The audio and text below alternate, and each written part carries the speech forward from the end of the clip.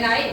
किताब नभए जो आनन्द बस्या छ हो मार्क्स खोल्नु न एक कुराहरु त के हुन्छ त भन्दा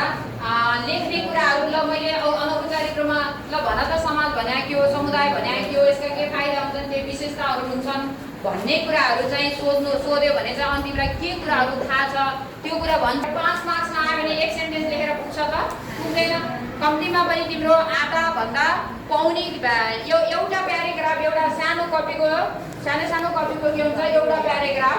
हुनुपर्छ बसेर त हुँदैन हौ बसेर त हुँदैन भनेको के त भन्दा कुनै पनि समाजमा अथवा कुनै पनि व्यवसायमा होस् कुनै पनि संस्थामा होस्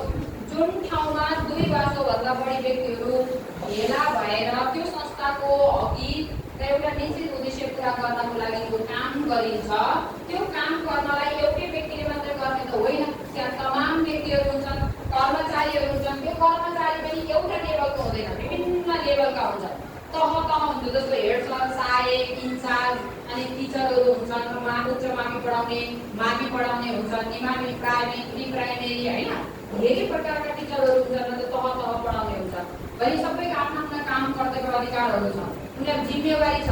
कर्तव्य छ हैन अधिकारका कुराहरू छन् त्यसैले उनीहरुले आफ्नो कामहरू गर्छन् काम गर्दाखेरि कहिलेकाहीँ के भइदिन्छ त भन्दा जस्तो मैले प्लस 2 पढाउँछु भने त्यहाँ तिम्रो मिटिङ चलिरहेको बेलामा प्लस 2 को टिचरलाई प्राविको कुरा सोध्यो भने थाहा होला त थाहा हुन्छ प्राविको कुरा सोध्यो भने थाहा हुँदैन नि त त्यहाँ प्रावि टिचर जुन प्राविमा पढाउने टिचरहरू हुनुहुन्छ उहाँलाई त्यहाँको समस्या के हो राम्रो पक्ष के हो नराम्रो पक्ष के हो ठीक के बेटी के सुधार्नु पर्ने छ त्यहाँ के आवश्यक छ भन्ने कुरा उहाँहरूले भनिदिनुहुन्छ सँगै अति आवश्यक समस्याहरू जुनसुकै लेभलको छ बिस्तारै तिमीहरूलाई बुझ्दै गर्दै जान्छ न त तिमी काम एकातिर भइरहन्छ समस्या एकातिर भइरहन्छ त्यहाँ त्यसको तिमीहरूलाई पार्टिसिपेट गराएन भने त्यहाँ समस्या जटिल समस्या के छ नगरी नहुने कुरा के छ भन्ने कुरा थाहा हुँदैन डिसिजन हुन्छ काम एकातिर हुन्छ तिम्रो निर्णय र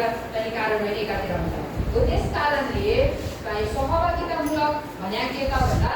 जुन संस्थामा जुन ठाउँमा जुन परिवेशमा काम गरिरहेका छौँ त्यहाँका व्यक्तिहरूलाई त्यहाँ आबद्ध भएका त्यहाँ काम गरिरहेका त्यहाँ चाहिँ भएका व्यक्तिहरूलाई पनि समेटेर अनि तिनीहरूको बारेमा योजना बनाएर काम गरौँ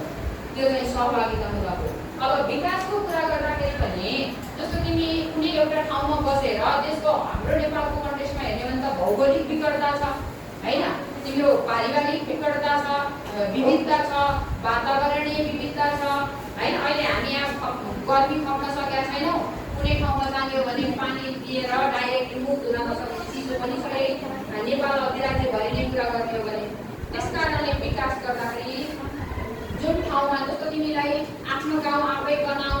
आफ्नो टोल आफै सबारौँ भनेर त्यहाँका मान्छेहरूलाई श्रमदान गरेर हुन्छ कि सरकारले 60% पैसा पठाउने अनि त्यहाँको जनतासँग उठाएर अनि के गरिन्छ बाटो बनाउने बिजुलीका कुराहरू हैन यी हामीले कामहरू गरिरहेका छौँ त जस्तो स्कुलको भवनहरू आउँदा पनि सरकारले 60% पुरा अनि स्कुलको सुरुवातबाट हालेर पेट बनाउने यस्तो किसिमको सम्झौताबाट पनि के हुन्छ त कार्यक्रमहरू गर्छ यस्तो किसिमको विकासलाई के भनिन्छ त भन्दा सहभागितामूलक विकास भनिन्छ है म यहाँ धेरै कुराहरू दिएको छ त्यसको लागि त्यससँग जोडिएका कुरा 4 वटा काम भए कग्निटिभ